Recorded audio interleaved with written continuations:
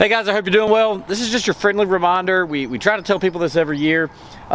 Here with our company, when it comes to fuel for our equipment, we run regular unleaded in our vehicles. That's just like any unleaded that you would get at any old gas station.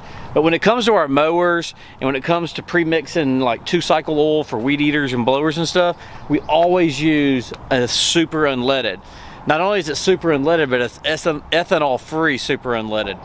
Ethanol tends to, it's an additive that you find in most fuels, and it tends to cause a lot of gumming up and gunk and buildup and whatnot inside of your carburetors. It's just not really good for small engines and 2-cycle engines. So do yourself a favor, save yourself some maintenance, some heartache.